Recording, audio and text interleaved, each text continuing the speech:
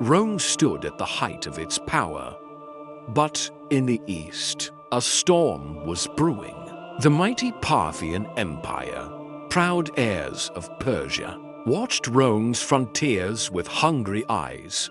In 161 AD, news arrived that sent a chill through the marble halls of Rome. Parthian forces had stormed across the Euphrates, overrunning Roman outposts and crushing the legions in Syria. For the first time in years, Rome's invincibility was in question. The newly crowned co-emperors, Marcus Aurelius and Lucius Verus, faced their first great test. Marcus, the stoic philosopher, reluctant to spill blood, turned to his adoptive brother, Lucius, to lead the campaign. Lucius Verus was the antithesis of Marcus, lavish, indulgent, a lover of feasts and theater.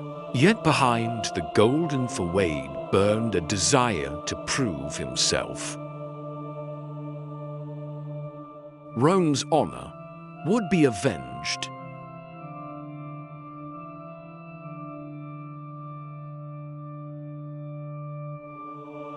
Lucius marched east at the head of the mightiest army Rome could muster, legions hardened by decades of conquest. The campaign began with blood and fire. Antioch, Roman Syria's crown jewel, became the staging ground for a counterattack that would push the Parthians back across the Euphrates. But the Parthians were masters of deception.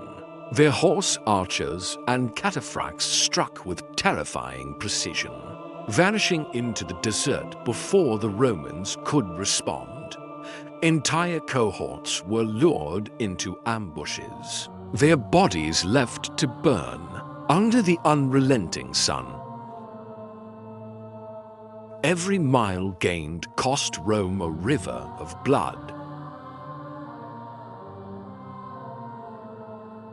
Yet, as the war dragged on, fortune began to favor the legions. Roman discipline and relentless pressure broke Parthian defenses. City after city fell, and by 165 AD, the Roman eagles flew over the ruins of Seleucia, the heart of Mesopotamia, and there, Rome unleashed its fury. Seleucia, a city of 500,000, was razed to the ground. Its streets ran red, temples burned, and survivors were sold into slavery. The sack was so merciless that even Roman historians questioned its necessity. But in their triumph, the legions awakened something far more deadly. Within the smoking ruins, Roman soldiers stumbled upon an unseen enemy, a silent killer that clung to them, unseen and unstoppable. They carried it home in their triumph, a dark seed that would bloom into the Antonine Plague, the very pestilence that would one day bring Rome to its knees.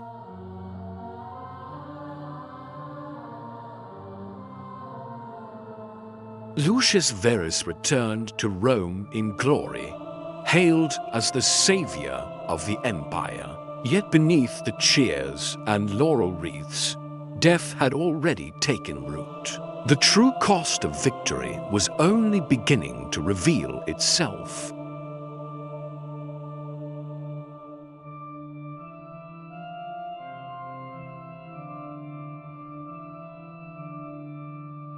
Lucius Verus returned to Rome in triumph. Laurels adorned his brow, and the people hailed him as the conqueror of Parthia.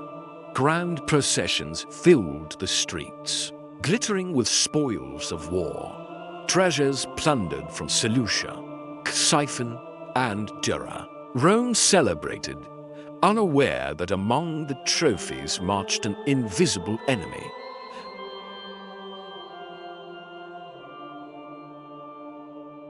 The Antonine Plague had arrived. At first, the sickness was a whisper, a few soldiers taken ill, a scattering of deaths in the poorer quarters. But soon, it erupted into a tsunami of death. The same legions that had returned victorious from the east now collapsed in the streets. Homes filled with the stench of fever. Temples overflowed with the dead. Lucius himself, indulging in feasts and theatre, seemed untouched by the catastrophe, at least for a time. He reveled in his fame, his face plastered on coins, his name chanted by the mobs. But beneath the gilded surface, Rome was unraveling.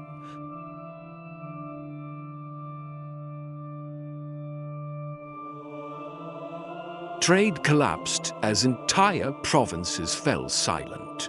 Cities once teeming with life became ghost towns, their forums echoing with the cries of the dying. The treasury, bloated with war plunder, now hemorrhaged silver to keep the empire afloat. And in the Senate, whispers grew louder. Had the gods abandoned Rome? Marcus Aurelius, far more sober than his adoptive brother, sensed the scale of the disaster. He organized relief measures, diverted grain to the stricken provinces, and ordered mass burials to prevent total collapse. Yet even the philosopher emperor could not halt the invisible tide.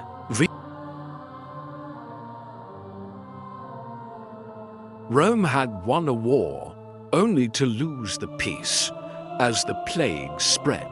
So did unrest. The legions, weakened by disease, struggled to hold the frontiers. On the Danube, barbarian tribes pressed harder than ever, sensing Rome's weakness.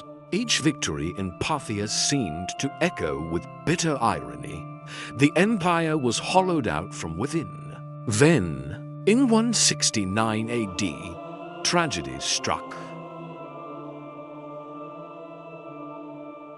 Lucius Verus, the Golden Prince of Rome, the man once hailed as conqueror, or succumbed to the very plague his armies had carried home. He died suddenly on the road back from a campaign, leaving Marcus Aurelius to rule alone. The death of Lucius marked more than the end of an emperor. It was the death knell of Rome's illusion of invulnerability. The Parthian campaign had won glory, yes, but it had also planted the seeds of a lingering darkness that would haunt the empire for decades. From the ashes of victory rose the specter of Rome's undoing.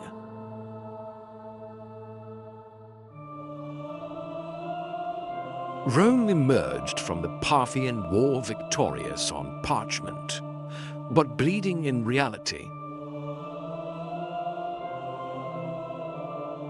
The map of the empire stretched further east, yet the cost of that conquest was almost immeasurable. Legions returned depleted, whole cohorts erased by desert ambushes, and the survivors carried home the Antonine Plague, which would claim millions. Marcus Aurelius, now sole ruler of Rome, surveyed the fragile empire with a heavy heart. The Eastern Front was pacified, but the Parthians remained defiant, wounded, not broken. The scorched earth left behind in Mesopotamia guaranteed that Rome's grip on these new territories would never be secure. Victory had revealed itself as a poisoned chalice. Even as Rome celebrated, enemies gathered at the edges of its world. To the north, Germanic tribes massed along the Danube, emboldened by rumors of Rome's weakness. In Britain, the Caledonians pushed deeper into imperial lands. And deep within the empire, the Antonine Plague eroded not just bodies, but the very confidence in Rome's destiny. For Marcus, the war left scars that went beyond military losses. He had seen firsthand the cost of imperial ambition, the moral stain of razing Seleucia, the hollow grandeur of a triumph built on the ashes of a devastated East. In his private writings, meditations, he questioned the very nature of victory and the fleeting nature of glory. Lucius Verus, the brother who had led the campaign, was remembered less for his victories and more for his indulgence. A man who loved Rome's applause but never bore its burdens. His sudden death in 169 AD left Marcus to rule alone, his reign forever shadowed by the plague that Lucius' legions had carried across the empire.